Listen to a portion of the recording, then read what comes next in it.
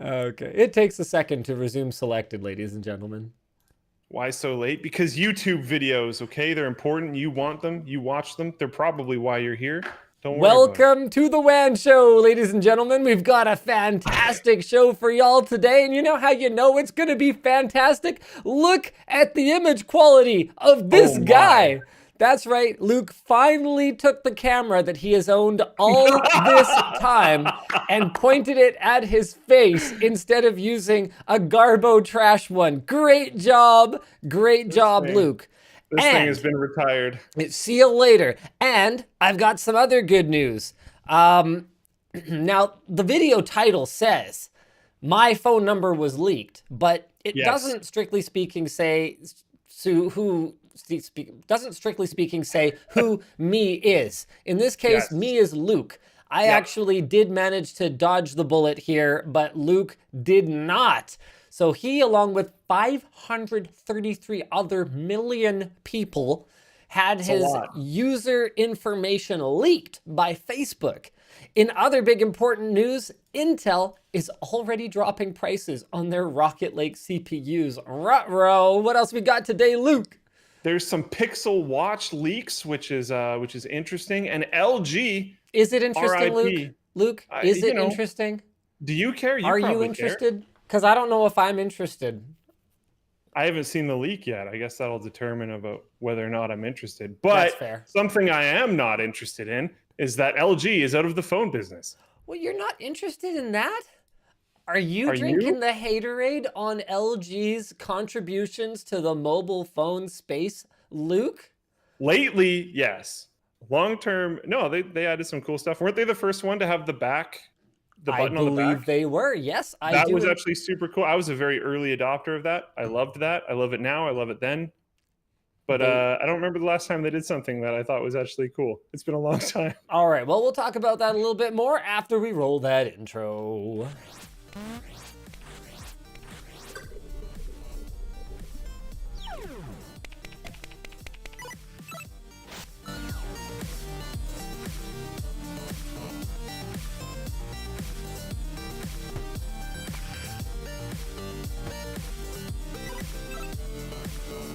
The show is brought to you today by... Sponsors. Check that real quick. One moment, please. Cloud Linux, Sonic, and private internet access. That's right. You got to access that internet from your privates. Wait, no, that's not. Okay. Moving on to our first topic, our headline topic. 533 million Facebook user records were leaked. And this is in the headline. I don't know who created this topic this week, but they put this in the headline. Leaked for free. So Luke, usually when user data leaks, everyone has to pay for it like a vending machine. Well, no, but okay, Luke, give us some hacker culture sort of context for why it's notable that this information leaked for free.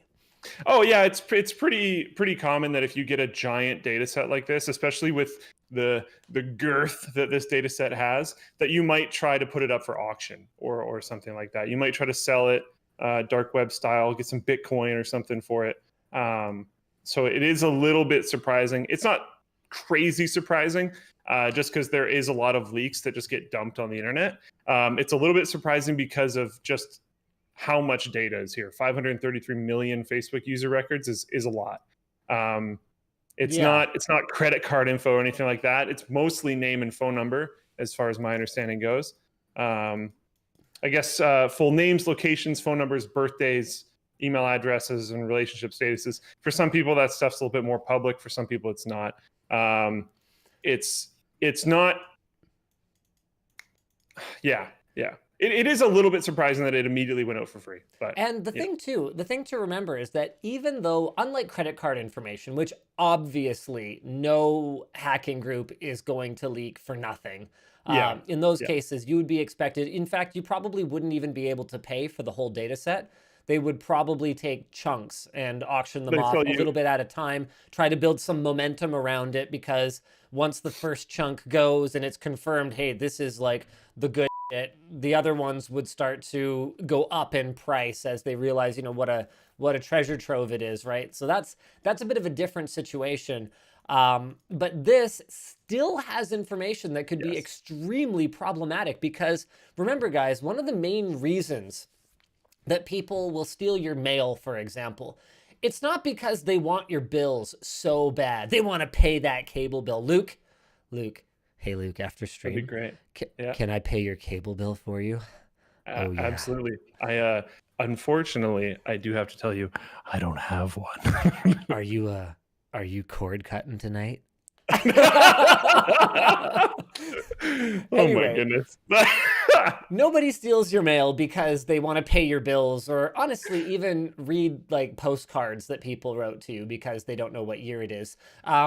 Really what it's about is stealing information that they can use to assume your identity and take out new credit cards, or in some cases, even much more substantial things like mortgages in your name. And in a lot of cases, having information like your phone number can enable certain attacks like SIM swapping, for example, where they try to get a SIM issued to them, to their person, but in your name and under your account using social engineering. Having information like a birthday, or relationship status. That could tell them a lot about what they need to know to start digging into what kind of pins you might use for products or even services. Just basic social engineering. Like there's a lot of phone operators or in-store operators that don't want the confrontation of being like, you are not the person you're saying you are. Yeah. So if you can give them basically anything, they'll just fold. Which is the whole idea behind social engineering. So having any of that information can help. Once you're validated with a phone operator, whether it's with a mobile phone provider or a bank or whatever else the case may be, in a lot of cases, they can do almost anything. Like, for example, when you're setting a new PIN for your bank card, once they're validated with you, it's not like they can set the PIN for you, but they have the authorization to put you into the automated system where you set your new PIN.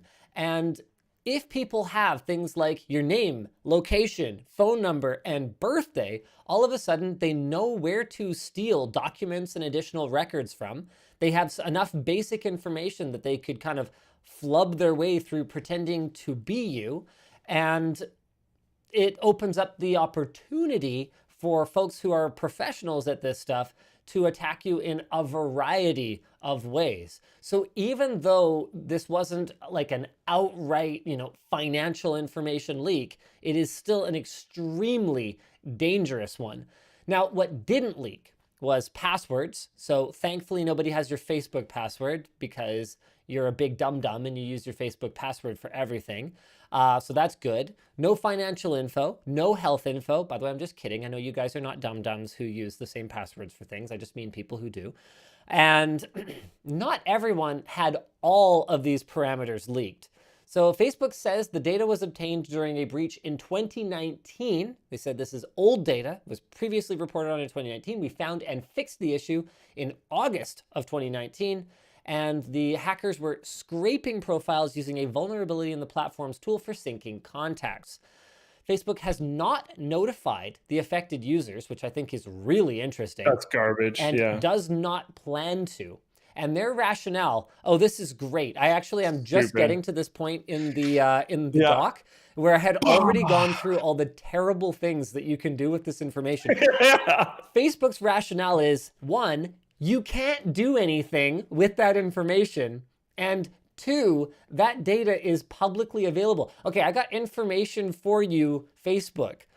One, you can do tons of stuff with that information, as I already outlined. And number two, not all that data is publicly available.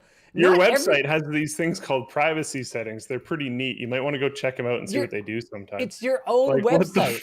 I know in your view, nobody should enable any privacy settings, but some people do. Lots of people do, and this is crazy. You're not going to believe this. They do it for a reason. Whoa, it's because, hold on. They don't want that information to be publicly available.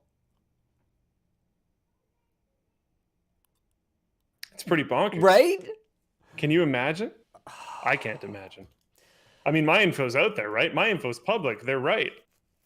Now, even if this happened in August 2019, Facebook was supposed to report it to the FTC as per their July 2020 settlement. And I guess they just thought that didn't really matter because they have enough billions of dollars that whatever fine they could possibly get and however many people could possibly, you know, unsubscribe from their service and just delete their profiles off Facebook couldn't possibly affect them. I mean, we've seen it time and time again. People just seem to be numb to these kinds of data leaks now. Like, it just doesn't seem to, I mean, we even see it when we try to report on this stuff. The reason that this video has such a click, I'm not going to call it clickbait because it's true. I didn't bait you.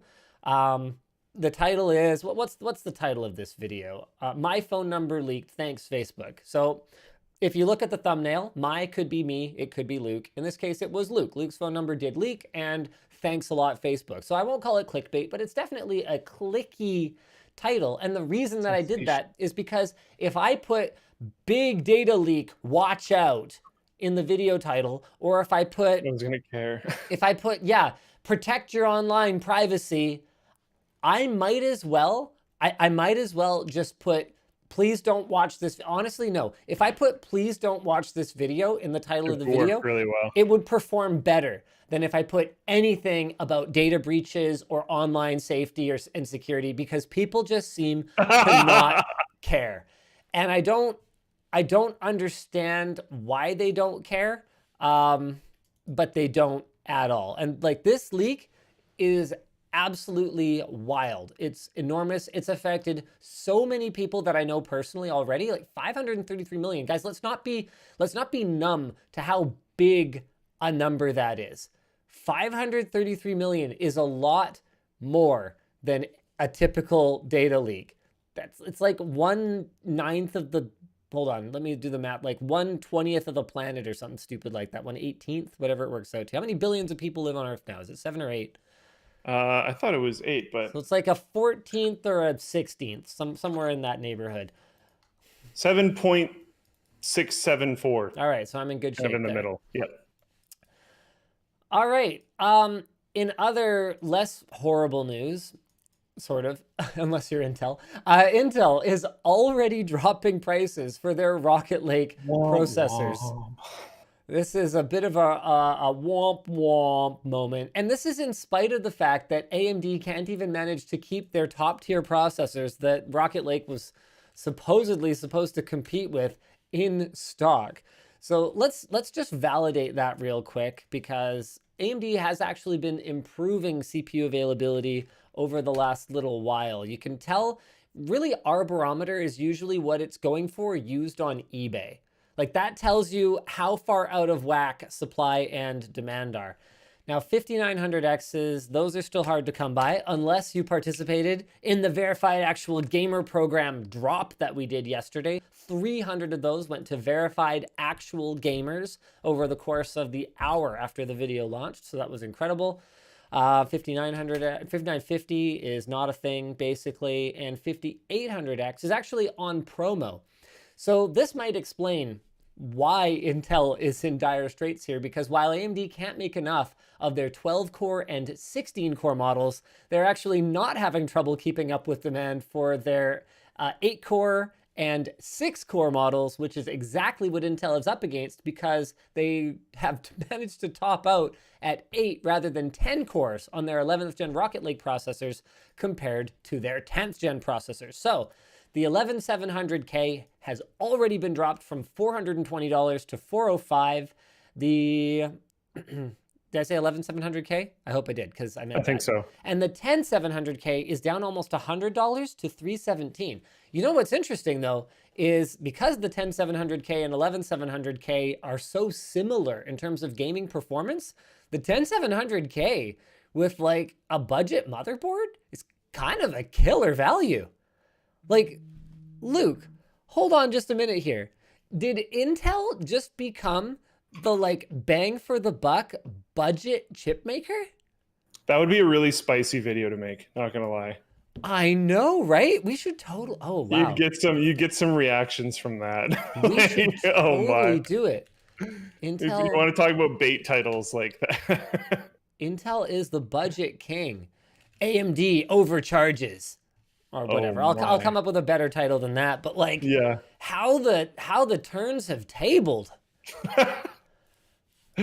And the thing is, unless you need PCI Express Gen 4, 11th Gen offers basically nothing over 10th Gen. With that said, I am, oh man. If you're going for a budget processor, you probably don't need PCIe Gen 4. Well, okay, hold on a second, Luke, because the thing is that even a 10700K, it's a $317 processor. Okay. I mean, not we're that bad. talking, you're building a computer that's like $1,000 at that point, at minimum. And that's even if graphics cards aren't insane. So that's not budget. To me, budget is you're looking Yeah, but for what card are you going to get in that range that needs PCIe 4? Okay, but that's not the question. See, this is why. No, that was a question. No, that's not the question because no graphics card, even an RTX like RTX 3090, okay, no graphics card requires PCI Express Gen 4. Okay, I see. But here's where the question gets a little spicier for me. Direct storage. Okay? Because that's the one application where all of a sudden I could go, holy crap, I spent $317 on a processor. I just got a whole rig upgrade. Oh no, there's a new game that came out. It supports direct storage. Direct storage is amazing in some way. Like it cuts your loading times down to a fraction, or Microsoft manages to implement that crazy balls amazing tech that Sony was talking about, where their SSD was so fast that it managed to stream textures off the SSD instead of using GPU memory. Like, if that kind of technology happens and you do not have a high performance M.2 SSD on a PCI Express Gen 4 slot, you will not be participating and you will not be able to simply upgrade your SSD. Yeah. Unless, I mean, you do have options. Actually, man, and to be clear, I'm not saying that will happen. The chances that that happens, I think, are actually pretty slim, especially because we've already seen that, then again, the games haven't really been built ground up for PlayStation 5 and Xbox Series X, so we don't actually know. But so far, it looks like loading times in particular are not affected that much compared to PC, even if you're running on a SATA SSD. So we don't know. Oh, sorry, go ahead. I know you did caveat this, yes, but it usually takes like a couple of years for console improvements to actually hit. It does, but remember too, I hate to use the F word, right? I hate to use the F word, but when we're talking about future-proofing your rig, okay, I don't like buying stuff that I know has a solid chance of being obsolete. Now, you can hedge your bets. It won't be obsolete, though. You can hedge your bets. You could buy a motherboard that you know has PCI Express Gen 4 support, and you could go, okay, well, screw it. I'll pick up a secondhand Rocket Lake in a few years down the road, and I'll swap out my CPU if I really need Gen 4. And I think there's an opportunity, if this takes off, for an SSD manufacturer that's really savvy to kind of run out and build a PCI Express Gen 3 8X card, which would have exactly the same bandwidth as an M.2 running Gen 4 at 4X, right? Because it's double going from PCI Gen 3 to Gen 4. And then if you have double the number of lanes on Gen 3, that's the same bandwidth as half the number of lanes on Gen 4. So if someone went and built like an 8X interface Gen 3 card that matched that kind of performance, and you could just plug that into your second 16X slot, which would then be running at 8X slot directly off the CPU, that would solve the problem. So clearly we have a workaround, and if this actually ends up being a problem, someone will solve it. So you know what? I can say confidently, go ahead. Go 10th gen. I talked myself out of the one reason to go Rocket Lake, is that it has PCI Express Gen 4, and it has 4 more lanes that go straight to the primary M.2 slot instead of running all the lanes either to the 16X graphics card slot or through the chipset. Okay, in other related news, 3rd gen Xeon Ice Lake on 10 nanometer is much better than 2nd gen, but not enough to catch AMD. So they've got a 40 core 8380 platinum processor that manages all cores running at 3 gigahertz. Dang, that would be really impressive if AMD hadn't already crapped all over it. It has a 270 watt TDP, which is not especially impressive. 8 channel DDR4 3200 DRAM support, and an eye-watering $8,099 price. Now, hold on just a gosh darn moment here, because in a vacuum, that's impressive. But Luke, run us through the specs of what AMD's competing EPYC 7763 had. Come on, run us through them. 64 cores, 128 threads, hold on, 2.4 gigahertz base, 3.5 gigahertz turbo, all core, 3.2 gigahertz. That's probably the one that matters more than the turbo, to be honest. 256 megabytes L3 cache. Ouch. Does got a little bit higher, but doesn't really matter, I don't think, too much in this scenario. 280 watt TDP. Okay, all right. And it's cheaper. Oh, that's the final nail, Luke. That's the last one. That's the final nail, Luke. Now, it's kind of rough because they got to know, like, if they're releasing this now, like, they must see that spec sheet, right? How do you release that more expensive? But I guess availability. You got to remember, right? Like, even Rocket Lake, this showed up in, I think it was an AMA. Rocket Lake, greenlit. When did this bloody thing? Yes. Okay. So Rocket Lake, and this is desktop, which tends to have a bit of a faster product cycle than enterprise. It was greenlit back when months prior to rival AMD starting to move to its 7 nanometer manufacturing process with the Ryzen 3000 chips.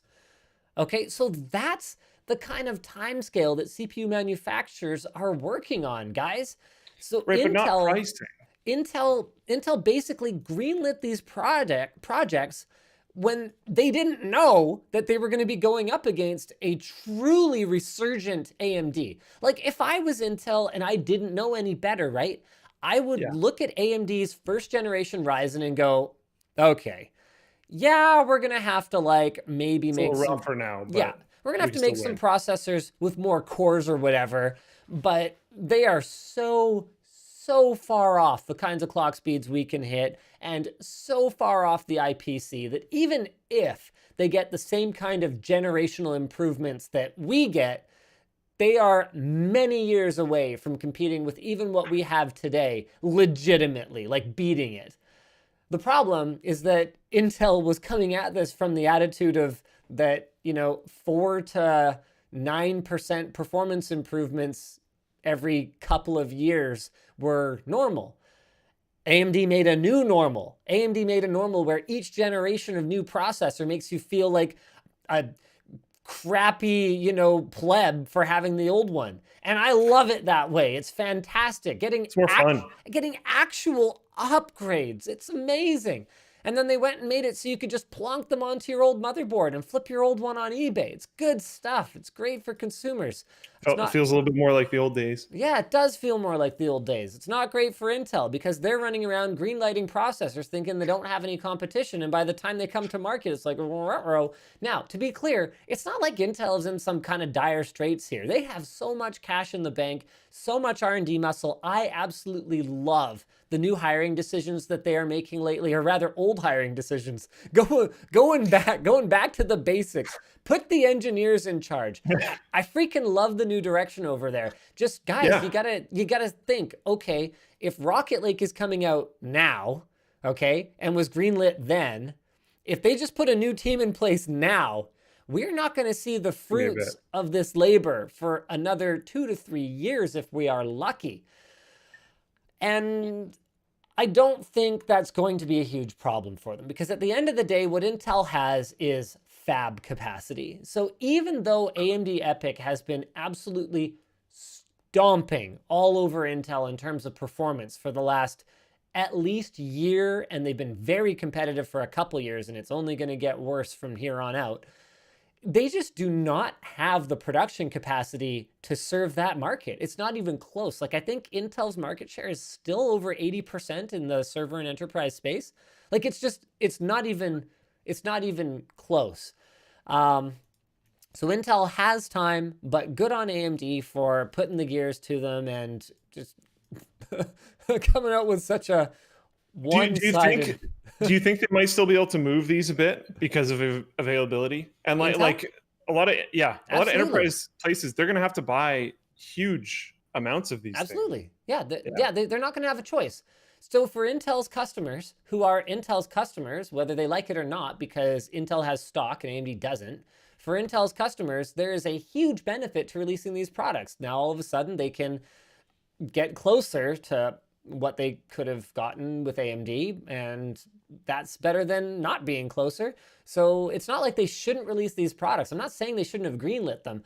I'm just saying that it's not that they release a non-competitive product because they're stupid dummies. They just do it because they greenlit the product without the knowledge that we have today. What are they going to do with it now? Not try to sell it? Like, they might as well. They know there's some availability issues on the other side. They know they might get some big contracts just because those people need processors. It doesn't necessarily matter that it's like more expensive and worse. It's just, they need the stuff, man. They need exactly to build some servers. I mean, the thing is, here's actually this is great. This is an example of something similar, but this time in the YouTube space. I'm going to go ahead and pop on my display capture over here. So I did a quick YouTube search for Walmart gaming PC. Okay, so the top hit is us. We got 12 million views on that video. That's absolutely incredible. It was a lot of fun because the thing was so bad. But we wanted to do a follow-up, building a DIY gaming PC at Walmart. So I greenlit this project, building a gaming PC at Walmart. What? Knowing that we were going to be at a bit of a disadvantage making this video because we can't physically go to a US Walmart where they actually do stock some computer hardware. And, because of COVID, it was going to take a long time to get everything, through customs and shipped. But I didn't think that I was under any kind of pressure to make the video in a timely manner. So we greenlit it. We got all the parts. They arrived, and I went and looked at Austin's channel and realized, oh no, not only did Austin just do this concept, so this is before we filmed it, we realized. So it's about 2 to 3 weeks before this. So it had just come out a few weeks ago. So we look and we go, not only has Austin done this concept, but he just did it weeks ago and frankly did a way better job than us. Now what do we do? My favorite thing about this, which I realized right before you said it, because I was trying to find what you're talking about, because again, we talked, was it before the stream, about how I can't see what you're talking about live? So I'm trying to search it, and I find Austin's video, but I hear you say the title, I was like, this is the same thing, and then I found yours, and I was like, the ellipses are just moved, and everything else is the same. So by the time we knew, at the time we were filming, we knew that we were going to be effectively copying his video, but we didn't copy it. We had the idea to do a follow-up on Walmart gaming PCs where you build it yourself independently. We just happened to execute on it slower than him and worse due to circumstances beyond our control, like that we are not American and cannot go to a US Walmart.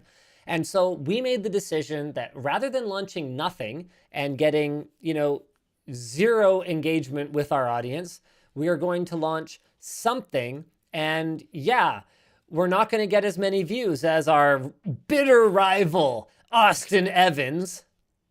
But we're going to get Austin the Boston Evans.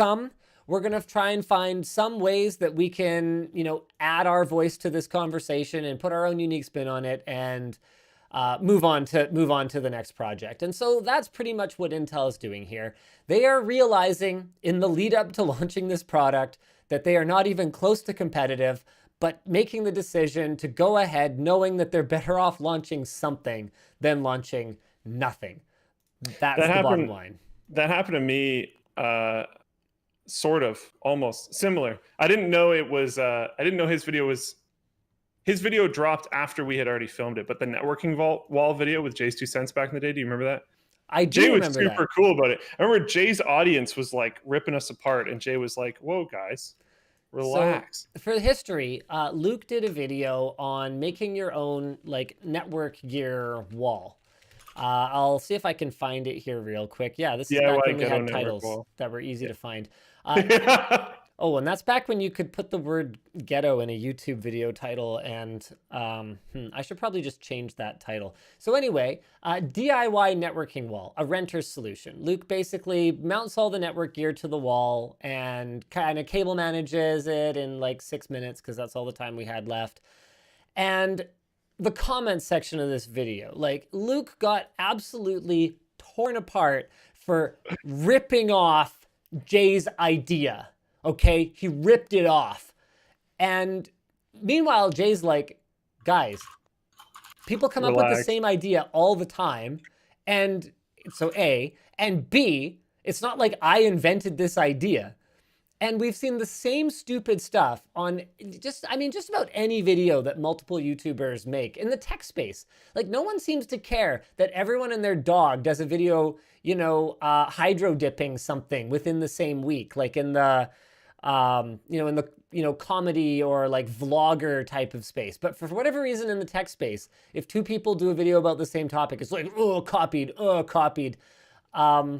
I mean, another perfect example is like building a PC with your kid.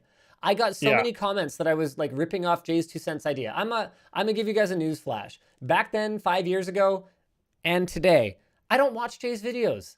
I don't need Jay to keep me up to speed on tech. Like, I'm on the same briefings as him like most of the time, right? Like it's just not necessary for me. I didn't know he had made a network wall video. I didn't know he had done a build with his daughter. And especially the like DIYing something with your kid and uploading it to YouTube genre. Newsflash, not invented by me, not invented by him at all. Like that ain't a new thing. So no, some additional weird behind the scenes for that video. Yeah. Do you remember the conditions that video was filmed under? I think it was extremely time limited, but I don't remember anything other than that. I know that the reason you needed a renter's solution to mount your networking crap to the wall is because you were renting from me and I wouldn't let you mount anything to the wall. Is that what you're asking me? No, it wasn't actually, but that's a fun little anecdote as well. Is the whole renter's solution idea, just in case you don't watch the video, is that I mounted all to like a wooden board that I could put against the wall without scrolling the board into the wall. Screwing the board into the wall because Linus wouldn't let me, but I still wanted to wall mount everything.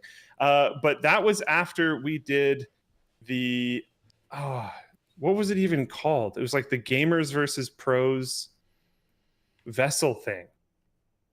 The hockey video. Oh, like Nerd Sports? Nerd Sports.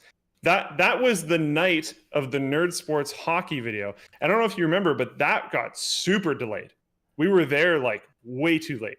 Yes. And I was supposed to film this before I flew to Switzerland. Right. So I had to get it done. Like there was no question. So Brandon and I are filming this. Another weird little tidbit about that video is that my like socks didn't fit or something. So the laces on my, do you remember this part? The laces on my ice skates had like, oh my goodness, you found it. Oh, I guess it's on Channel Superfun now, eh? Yeah. Yeah, I don't know if this gets detailed in the video, but the laces on my ice skates were like carving my skin out. And I had these divots. I still have scars from it even on my ankles. Oh, man. These videos were amazing. These videos were actually incredible. They could have been so much better. Like it's A, amazing, and B, tragic how good they are and how much better they should have been. Yeah. Oh, man. We actually look not that bad here, you and me, though. Hold on, where is this? I should have scored. I know. That was a really good pass. I think I didn't see it coming, but I should have. Well, rebound. I didn't pass. I managed to not stuff it home.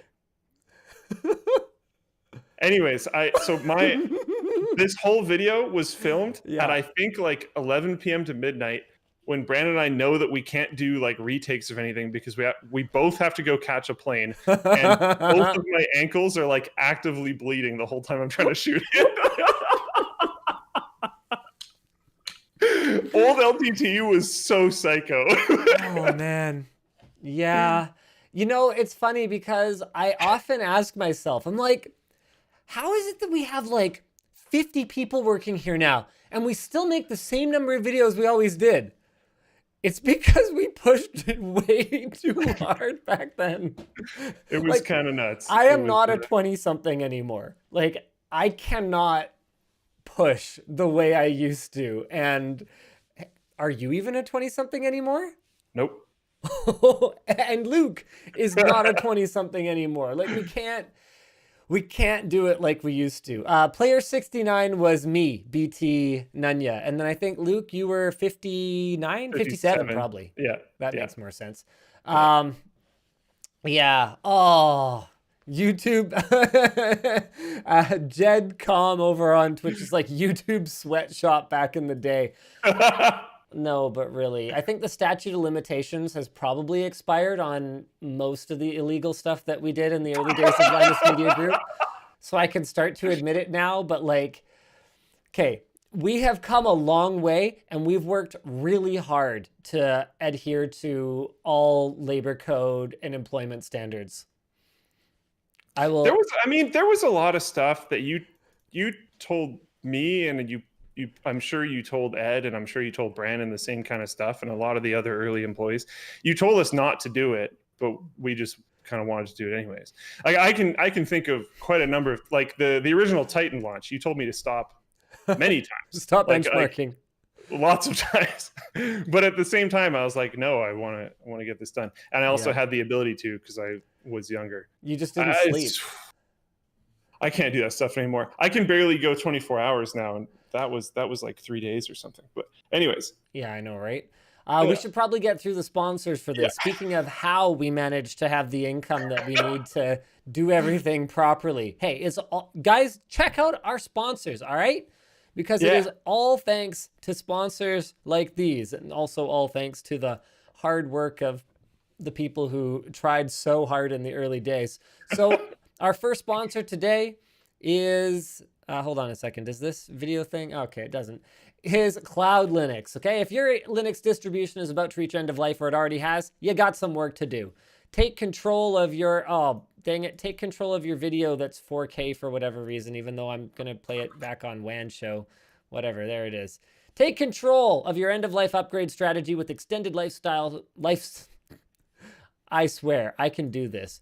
All right, we're going back. Extended life cycle support services from Cloud Linux. The services... Give it a rest, Luke. The service is now available for CentOS 6, Oracle Linux 6, and Ubuntu 16.04, extending the life of those versions 4 years after the EOL date. Extended lifecycle support includes updates and security patches for all packages of the OS, doesn't affect any of your currently running infrastructures, is affordably priced, and doesn't require a minimum subscription period. So keep your EOL distributions going. Visit elsportal.com or click the link in the video description. The show is also brought to you today by, hold on, I gotta remove that thing, Sonic. I'm just gonna go ahead, you know what, I'm just gonna copy the thing right over top there, boom, Sonic. They've got power supplies with up to 80 plus titanium efficiency, which is the highest level of 80 plus certification. Like, we're talking between 91 to 94% efficiency at all times under any load.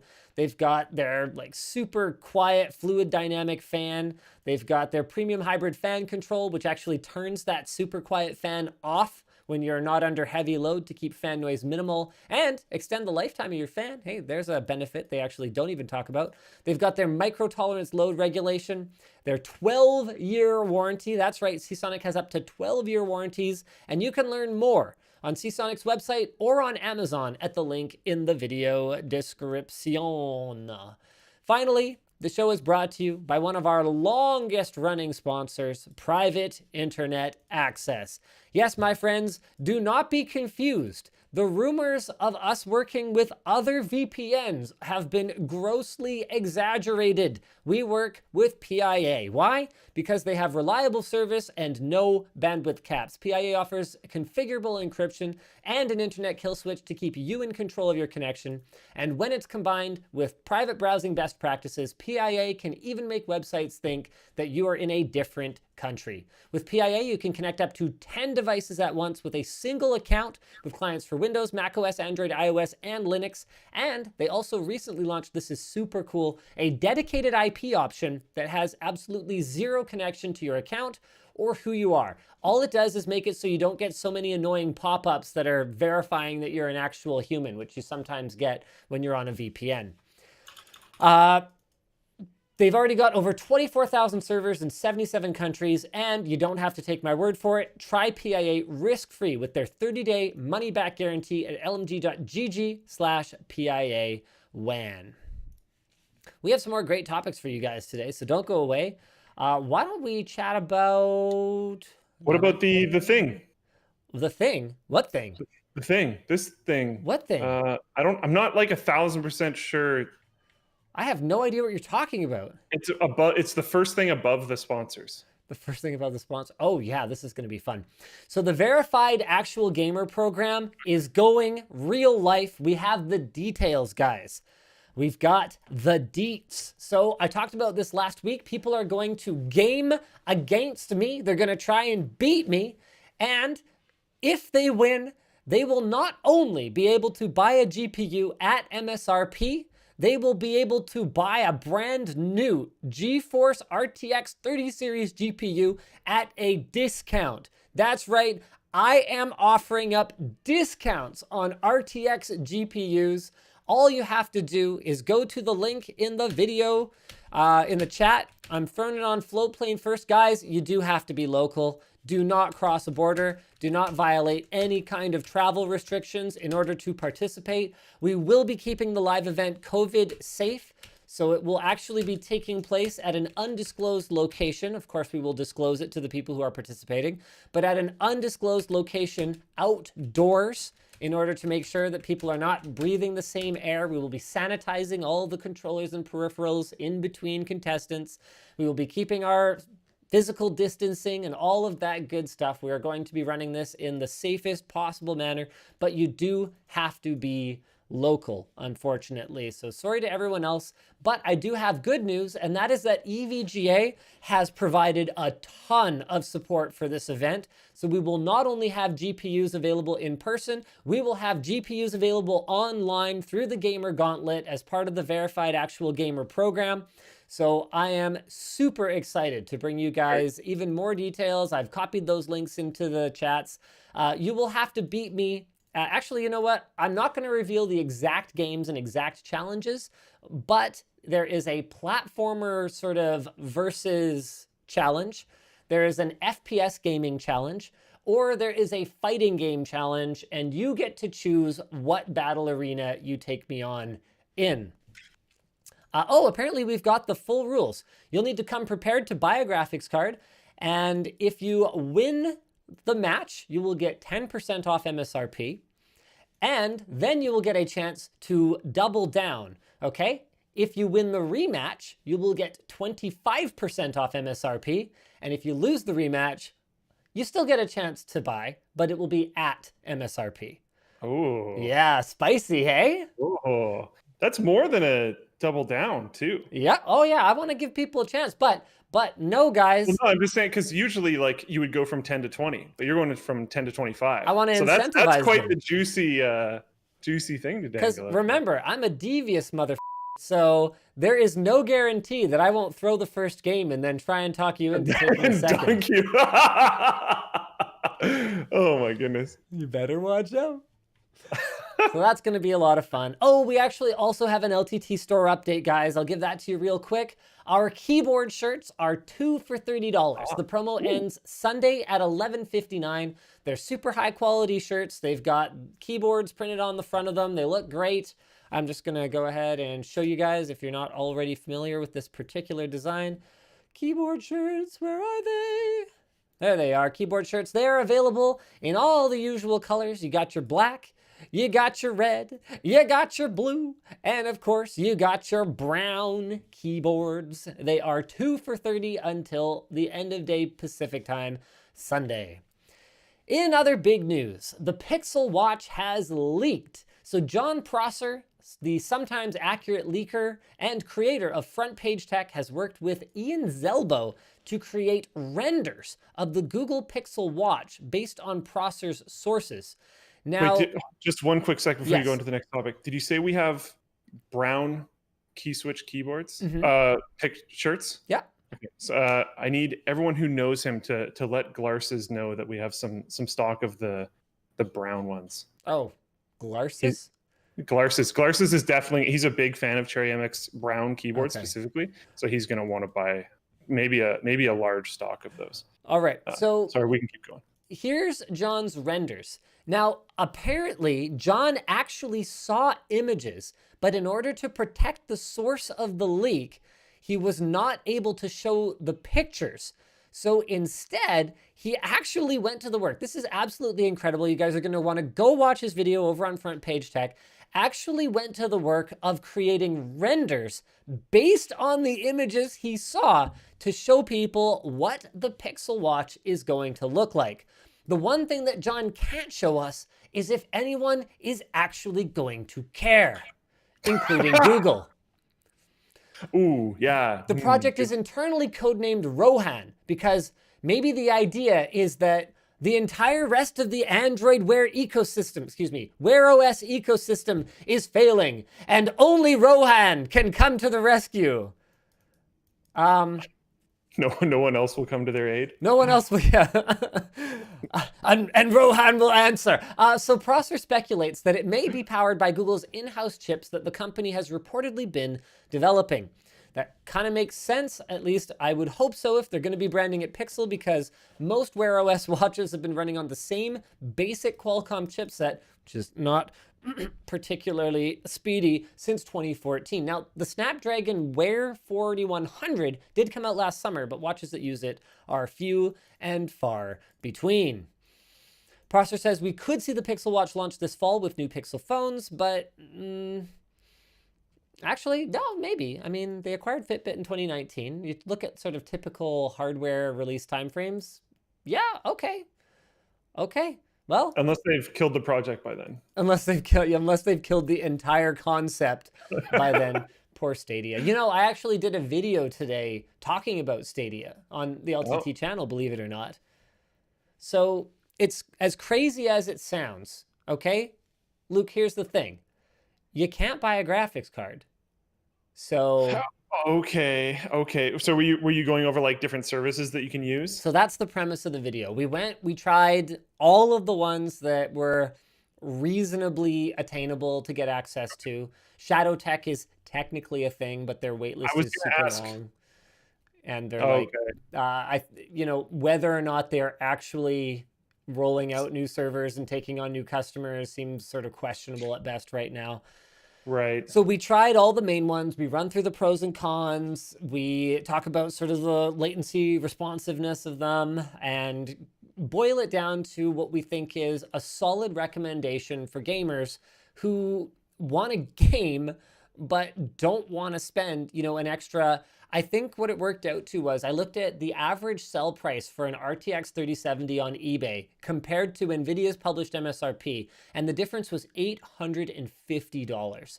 And when you think about that, that's a lot of money, obviously, but then you drill into it and it's like, no, that is a lot of money. That is the difference between buying an RTX 3070 and a 3080. That is the difference between buying an RTX 3070 for yourself and your SO and buying just one for yourself. That's the difference between buying a high-end card like 6 years ago or not buying a graphics card at all. That's the difference between feeding a scalper and buying yourself a game streaming service for 5 years.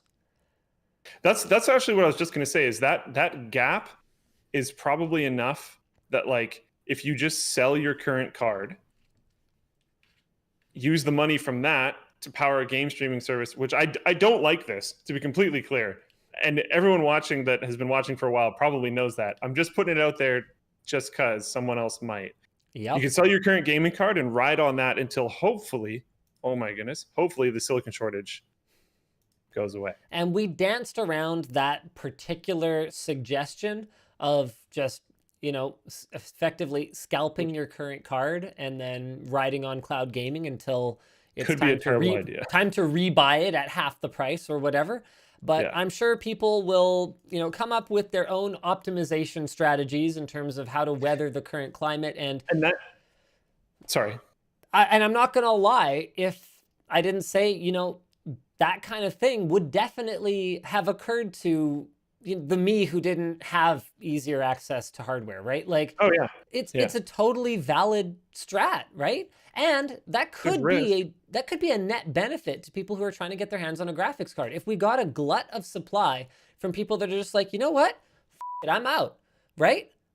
I'm out. I'm going to cloud gaming. That could actually help things return to a degree of normalcy, is what I would say if I didn't believe that the supply situation was going to become even worse in the coming months. Yeah, and that's what I was just going to say, is like that strat might also just leave you in a few years with none of that money still remaining and graphics cards being in an even worse or just as bad spot, and now you're just stuck. I think in a few years, it's unlikely that we will still be in the situation we're in today, but I would be surprised if it's cleared up in a year. And I think the pricing ramifications might stay. I kind of suspect manufacturers are going to take advantage of that, personally. I wish I could say that I wish I could say I disagree, but I don't know if I can do that. I think in the longer term, it will return to normal. You look at hard drives, for example, they've had a lot of downward pricing pressure since they shot up around the time of the Thailand floods. Yeah. But with that said, hard drives have also been overall a declining product category, whereas graphics cards, I don't think gaming is losing any popularity anytime soon. So they just might not be under the same kind of pressure. And now that this new normal has been established, where a high-end graphics card, it starts at $1,300 for not even the top tier, we might be stuck with something similar for a long time. Our only hope, go freaking figure, is if Intel storms into the gaming GPU space and is legitimately competitive.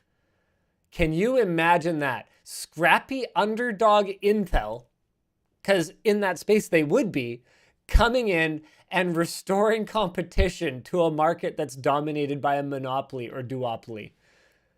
What timeline are we on, Luke? A bad one. I don't even know anymore. I can't play this game anymore. It's not fun. Someone said that John tweeted out saying that the watch has been canceled, but I couldn't find the tweet. Oh, all right. Well, duly noted. Take that for what it is. Yeah, so maybe look into that, maybe don't. We're moving on. Speaking of people who don't want to play anymore and are moving on, LG is out of the phone business. Yes. Go ahead. Man, I hate that delay. The podcast set is almost done at the office. We got to go back to hosting this next to each other. I think there's just no way around it. I want my shot as soon as possible. I will be right in line for it. And do you have a timeline for yours? I think I'm pretty low on eligibility. Yeah. All right, cool. But yeah, well, so my most interesting thing about this to me is going to be, I love that someone made these notes, so I'm going to be really excited to go through it. But in a second, we'll reminisce about the various important phones that LG did release, and some of them are like pretty big deal. But to go through the previous notes first, LG is the next company to pack its bags and leave the mobile phone business. There's been a lot over the last X amount of years. The company confirmed this week that it will focus on electric vehicle components, connected devices, appliances, and more. LG has its hands in tons of different things. Oh, yeah. So LG is going nowhere. They're just out of the phone business. That's all. The phone division has been suffering from operating losses and has been looking at ways to move on. It doesn't say a time frame, but probably for a while. I think the rumors have been circulating for literally years. Yeah. They've been trying to sell it, maybe split part of it off and sell just that, or other various options. But it appears that they decided to just bail. Current smartphone owners should continue to get upgrades for I'm assuming this is Android upgrades for an unspecified amount of time. The company claiming that Android 12 upgrade will also be provided to some models. Existing inventory will remain available for sale if you want to achieve your smartphone with a limited future. Yeah, although, yeah, I don't know. That's a little rough, but yeah. Anyways, going through the history of LG phones. There's a few here that I think were pretty important, but I'm going to go through all of them. The LG is a bad name. The LG VX 9400. It was a flip screen predecessor to the LG Wing. It had integrated TV antenna for mobile video watching. These all have links. You can open these up. I'm opening them. Okay. That thing is awesome. I remember that. I definitely did not have one. But it was very interesting back in the day. It was interesting. Yeah, definitely. The LG Prada, the first all-capacitive touchscreen phone, announced less than a month before the iPhone. The LG ENV or Kibo, this was a pretty big deal. Flip-out keyboard phone that had a lot of teenagers had before moving on to smartphones. I think this, yeah, this is not the one that I had, but it's pretty similar. NV squared, love it. That was. I'm back, and so is my voice. That was a pretty influential phone at the time. Now here we go. The LG Nexus 4 and Nexus 5. They were decent, affordable phones with Android at its purest. The reasons why they land here is because, yeah, decent, affordable, and Android. These were in a lot of people's pockets. Yep. Nexus 4 and Nexus 5 were big. Those were pretty major phones. Back I think when, the 4 more when than the Google 5. like seemed to, it's funny. Google has gone through a lot of different sort of phases as they've matured in the smartphone market. They went from, we're just going to keep out of the hardware game to nobody's really doing this right, we're going to get involved, to like it needs to be, Android needs to compete on being super affordable, everything you need, nothing you don't, to we want to get premium, we want to cost as much as an iPhone and justify it somehow, to with this like Pixel line. And then Pixel got kind of bastardized Weird. somewhere along the way, and it's like, Yeah. yeah, it's a Pixel, but like it's actually really cheap and it's everything you need and nothing you don't. I don't know, they just Let's make fun of the headphone jack going away and then take it away from our own phone and then put it back on some of them. yeah. And then who knows. And then their last hurrah. Sorry, nope, there's one more before that. The LG G5. This was another interesting phone. Replaceable battery and Friends modular attachments. Also, the power button was unreliable, but that was a weird phone, but it was kind of cool. Yeah, they were that definitely like trying new slide things. out thing was Yeah. super, honestly dumb. I mean, was they were dumb, trying. They but tried stuff. They definitely tried stuff like the LG Wing, which they still have an official product page up for. This thing is just really weird. Kind of want to grab one just as like a collector's item. Yeah, maybe. JK, no I- one will collect these. I do like that LG often went pretty out of the box with things Yep. when it came to phones, but And you know what I like is LG was one of the last bastions of caring at all about audiophiles who want to listen to high quality music on their phone over a wire. They hung out longer than anyone else, in spite of all the noise Samsung made about supporting that user group. LG actually did it for way longer. So massive respect to them for that. Unfortunately, it was not enough to keep them going.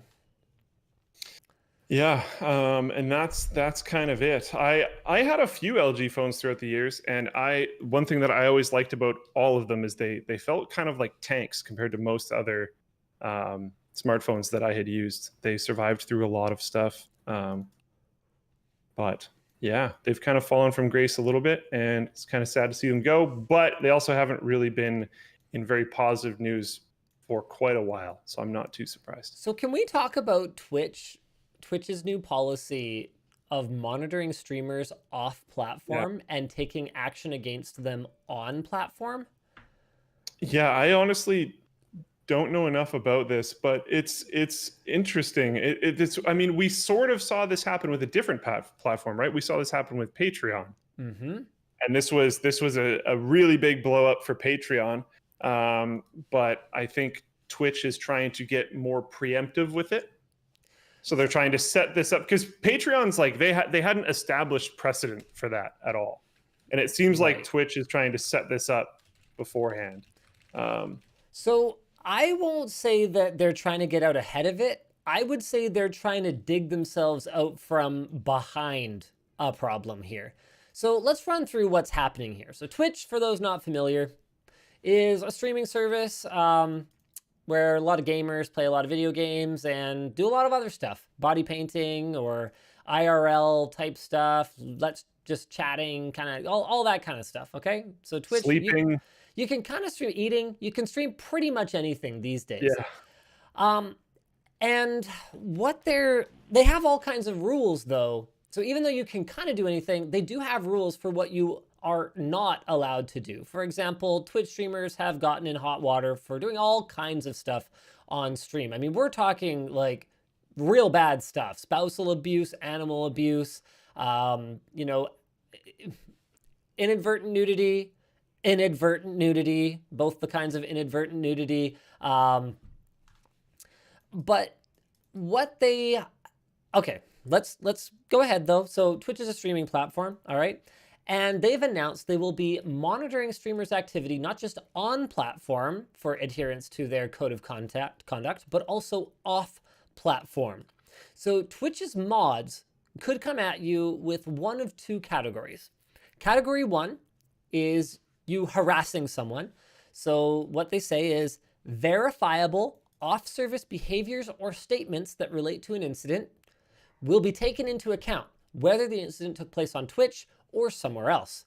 Or category two, you do any of the following: deadly violence or violent extremism, terrorist activities or recruiting, explicit or credible threats of mass violence, leadership or membership in a known hate group, carrying out or being complicit in non-consensual sexual activities or sexual assault, sexual exploitation of children, including child grooming / solicitation and distribution of underage sexual material, actions that would directly and explicitly compromise the physical safety of the Twitch community, and explicit or credible threats against Twitch, including Twitch staff, and the list is not exhaustive.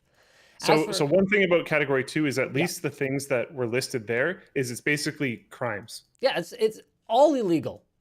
As for how Twitch is going to prevent false reports and abuse, because I don't know about you, Luke, but I think it's possible that within the gaming community, some people, for various reasons, might make false reports. Do you think that is possible within the broader gaming community?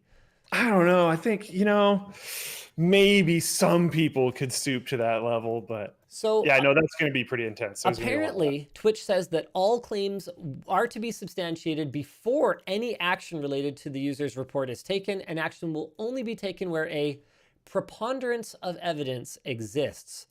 I don't know if that means beyond all reasonable doubt, like how it would if this was a legal proceeding or not, but whatever a preponderance of evidence is, and no action will be taken while an account is still under investigation.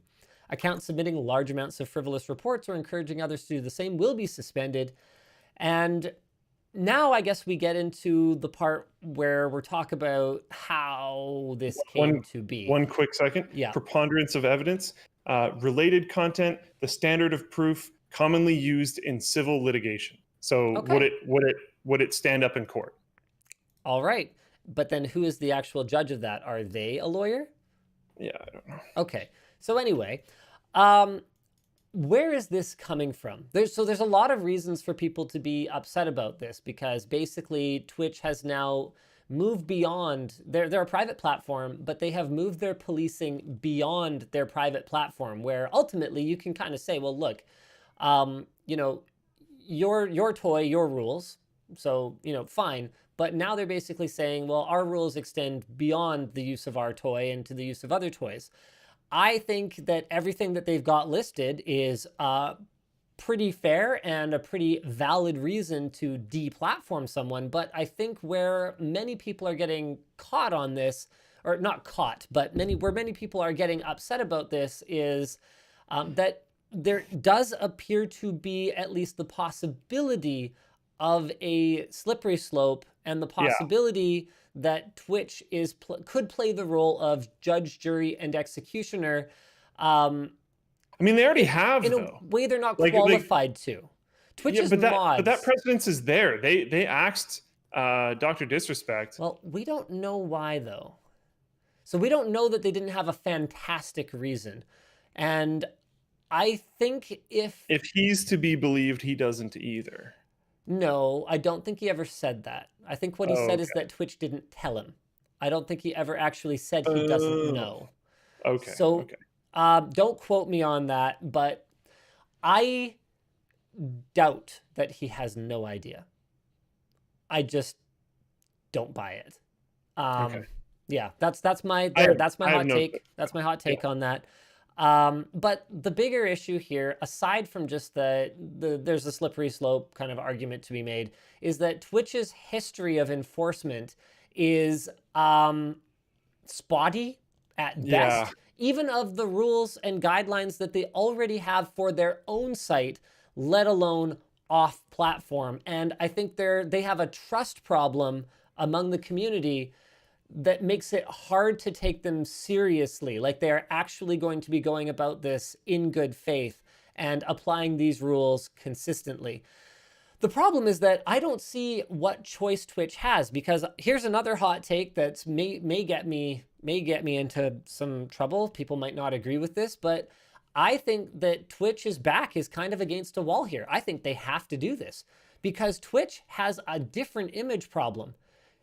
Twitch ends up being this nexus of controversy more often than I think just about any other online platform. And I don't know what it is. The nature of live streaming, the nature of the gaming community, the nature of the Twitch community in particular, the way that the Twitch audience is so dialed into social media and things get amplified. I don't know what it is, but if live chats are harder to moderate. If there is an online controversy, the odds that it stems from Twitch TV is higher than the odds that it stems from almost anywhere else, with maybe the exception of YouTube.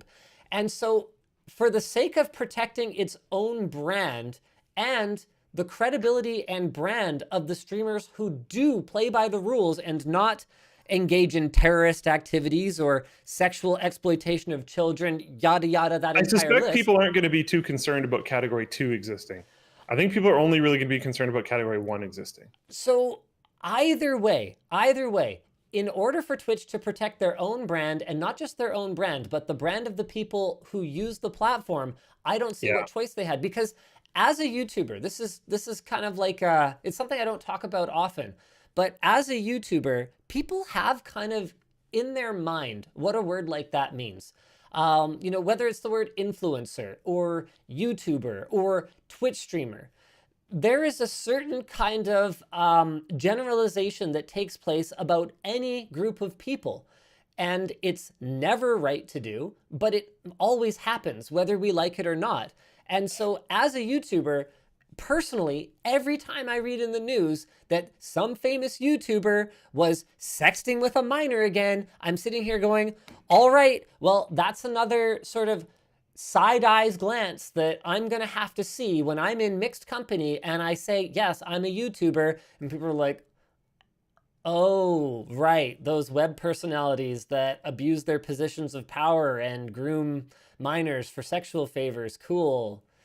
Huh. I wonder, is he scouting out the minors at this get or is he together like right now? friends with that person or whatever else? Because there's other stuff too. Yeah. And so I understand why they are doing it, but the thing is too, as an online creator, I have an inherent distrust of the platforms that we are reliant on, be it Twitch or YouTube, or actually floatplane's all right. Good job, Luke. Floatplane's cool. Hey. But I have this inherent distrust of these platforms because their enforcement standards are so inconsistent that we just don't know what to freaking expect from them.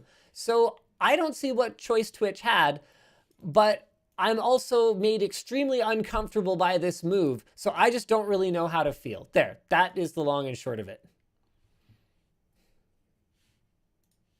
Yeah, there's definitely makes me uncomfortable. But at the same time, if you saw this is way smaller scale, but say you're watching a live stream, a Kyle live stream. Sure. Like I Bitwit don't Kyle? Bitwit Kyle. Sure. Yeah. He has a new live streaming thing. I think it's called Workhorse, but with Yep. the vowels taken out or something like that. So say you're watching Workhorse. Sure. And you're having a great time. You're enjoying it. And then somebody jumps in chat and just starts popping off. Sure. Racism, sexism, swear words, Sure. very vulgar stuff, trying to recruit people to, I don't know, terrorist organizations, whatever Sure. other things are in that list. Would you, if you knew that person was on the forum, would you want to ban them from the forum?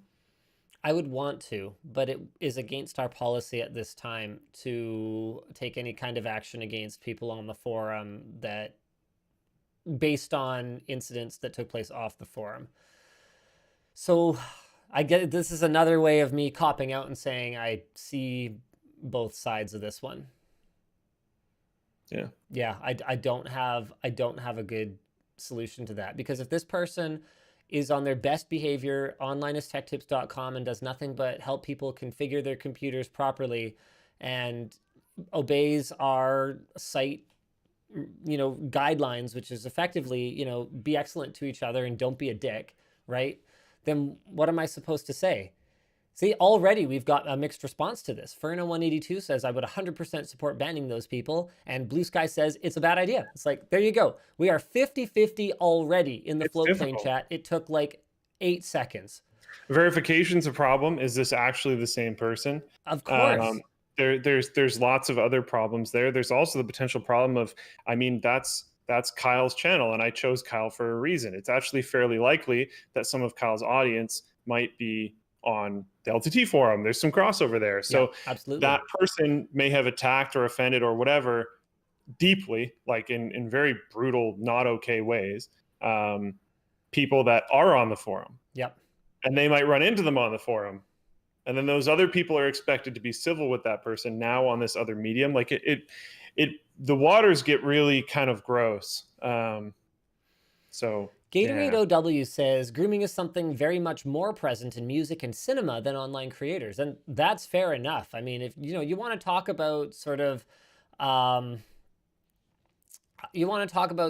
whether it's celebrity culture or whether it's, big business where lots of money is being made culture, whatever, we could have those conversations. But the reality of it is, as news coverage and as news consumption shifts online, there is an inherent reporting bias towards creators online. There's also just like, it's also more shocking because with like some movie star or athlete, you don't think you have a personal relationship with them. You don't think you know who they are. And in some ways, they are already viewed through that lens of like, oh, well, they're probably a Hollywood elite, or they're probably like a scumbag athlete who goes to the club and gets a bunch of COVID and spreads it amongst their teammates, or whatever the case may be. Like, you already kind of have these preconceptions, whereas this image shift with online creators is only taking place over the last few years as they get big enough and influential enough to start engaging in these sorts of behaviors. I mean, the reality of it is that people who are going to do these things are out there waiting for the opportunity. It's just a matter of now it's happening, and now it's shocking because YouTubers and Twitch streamers, they're so much more accessible and so much more directly engaged with their audiences that I think it just like when that whole thing happened with Shay, what's his last name from the Shaytards? Shay Carl? Yeah, Shay Carl, where he was like sexting a oh man, I forget. I don't think I even know about this. While you try to look that up, I was just gonna say, like, so they brought up the music and whatever other thing. I think it's gonna be essentially anywhere where someone has a large amount of especially cultural influence over young people. Yep. The people that have these nefarious intentions. I keep looking into my webcam. It's the new camera. Sorry, I'm not used to looking up there. People that have these nefarious intentions are likely going to look to try to abuse those routes. Like we very unfortunately saw it blow up in the competitive gaming scene. Yeah. I know Super Smash Bros got gutted for a bit there, and there's a couple Super Smash Bros pros that I like to follow on Twitter, and there was a few weeks there where I was like, please don't, Please don't friend. I don't want, like, I'm just hoping the 2 or 3 people that I follow in this space don't end up being complete scumbags. That would be fantastic. And it's so much more upsetting when it's someone that you like thought you knew, Yeah. you know? It's like when your neighbor turns out to be a serial killer versus when someone who like lives on the other side of the country is a serial killer or whatever. You almost feel that, because there's even if it's really small, there's some modicum of trust there. Absolutely. You like this person, you follow them on social media, you follow their actions, you follow them through tournaments, You're whatever else. invested in them. You're invested. And then when they turn out to be just a piece of, I don't have the bleep button, it sucks. And you feel it. Yeah. Yeah. And I think that's pretty much it for the show for today. I do need to go through some super chats for y'all. Thanks, Parker Reed. Thanks, It's Red Shadow. Only going to be able to go through a few of them. Thanks, Joe. We're working real hard on Verified Actual Gamer program. Papa says, what happened to the prototype screwdriver? I don't know. Scott says, is there a chance you can have previous gamer gauntlets on their own website for people who just want to try and complete it? We are leaving everything offline as often as we can, just so that people don't poke around at it. So not at this time, but there's nothing to say that we couldn't resurrect them all at the end or something like that. Is that doable, Luke? Yeah, I don't know. Super Luigi. Just do the quizzes, like, yeah. People just want to do the quizzes. We could probably find a solution for that. Super Luigi says, got my stuff from LTT Store today. Thanks, love it. Keep up the great work. Michael B says, please shill for Louis Rossman's GoFundMe for right to repairs, for the Right to Repair Law Direct Ballot Initiative. Yes, consider this shilling, but we also have a video coming on LTT. We didn't get it filmed this week, unfortunately. The writer who worked on it, I think by the time it comes out, they'll still be on probation, so I won't be calling them out specifically, so you'll never know who it was. But they brought it to my office, and I basically said, this needs to go back to the kitchen, and we shot something else instead. So we are doing a video. It just didn't get done on time. I'm sorry. Phantom says, New Zealand has everything in stock at MSRP. Well, enjoy that, but remember your MSRP is like crap compared to everywhere else, so sorry, New Zealand. Parker Thomas, look, you started it. Parker Thomas says, hey, Linus, I didn't get a chance to engage last week about Right to Repair, but I work for Redacted, a Japanese equipment company, and the Right to Repair issue is just as big there as it is in electronics. I believe you. Good luck, Lewis. Dubcraft says, do you have any tips for getting a GPU? Well, you can pay way too much, or you can wait for a Verified Actual Gamer program drop. Unfortunately, I don't really have any tips other than that. Vishnu says, I've been watching the WAN show for nearly 2 years. Watched most of the back catalog too, simply because it's good fun. Luke is the best. There you go, Luke. Hey. Says, tell us more about your motorcycle, Linus. You know, I was going to upgrade. I actually, did I tell you about this, Luke? How I went to the dealership? No. Oh, wow. Okay, well, I guess we're getting into Linus story time. I was so sure that I was going to be buying myself a Zero SRS motorbike. So this is their top of the line, like sporty frickin' 0 to 60 in 3.5 seconds or whatever crazy thing. What's the 0 to 60 on this stupid thing? So you want to be the cool dad? Control F60. Hey, I am the cool dad at this point because we actually geared up my son and he's ready to start riding on the bike with me. That's So pretty cool. That's stoked. actually pretty sweet. I'm stoked. Anyway, yeah, so I was all set to buy a Zero SRS. They had one in stock that was the color I liked. It had the options I wanted. I even took out the money. Like, I had cash money in my pocket. I was going to buy this thing sight unseen. So I get there, I basically sit on it, I'm like, yep, seems pretty comfortable. All right, I'm gonna do it. And Yvonne's like, are you serious right now? Like, you have to test drive it. I'm like, nah, it's comfortable. She's like, test drive it. I'm like, okay, fine. So the reason I didn't want to do it, that's good advice. The reason I didn't want to do it was because I was in the mood to do something impulsive. My bike is from 2003. I kind of was like, you know what? I'm treating myself to a motorcycle. I'm just gonna do it. So I had basically made the decision. Anyway, it's good advice. You should always do that because what happened to me might happen to you. Now, I hadn't wanted to bug them about it because normally, especially in COVID times, you're expected to book a test drive like a few days in advance so they can get everything ready and book a slot for you and all that. Good luck for me. The tech in the showroom happens to be an LTT fan. So he was like, so she was like, look, can you test drive it? And I'm like, oh, I don't want to like bug them. And he's like, yeah, sure, no problem. I'll get it ready for you right now. And I'm like, heck yeah, thank you. And it saved me 25,000 Canadian dollars because I got on it and absolutely hated it. Why? So here's the thing. I drive an electric car, right? And I miss my manual transmission once in a while, but I never thought of myself as like a, I need that engine noise. I need that rumble kind of person because I've driven high performance vehicles like the Lamborghini, whatever the crap, Ferrari, whatever on a track. Whenever people buy new cars at Linus Media Group, it's kind of funny. A lot of them want me to drive it, like just to like try it out. And I like it. I like just trying things out. So I'm like, yeah, heck yeah. So like I've driven Brandon's Model X. I've driven, oh man, I've driven Alex's Fiesta. I've driven a handful of like, cool, fun cars. I drove my my in-laws Model Y extensively because I borrowed it after I bought it for them. And I've never cared. It's like, yeah, I don't know. It's got four wheels. Who cares? But here's the thing. I don't drive a car for fun. I drive a car to get from point A to point B. I drive my motorcycle for fun. So I had this, moment when I got on an electric bike that dramatically outperforms my mere, 650cc sport bike. Just like it's a completely different class of vehicle. But in spite of how fast I was going, it just wasn't fun for me. So I finally understand the car people who drive cars for fun.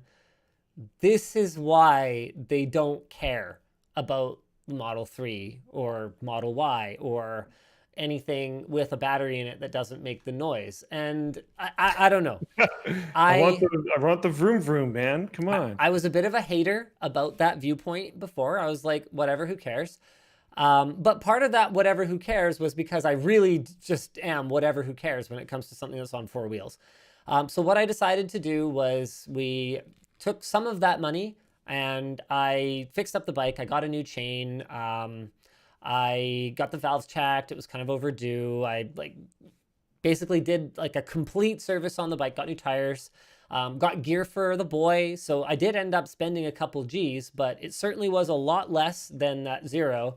And honestly, I am way happier just having my bike back and running like the day I got it, even though it's a 2003 and I don't regret it at all.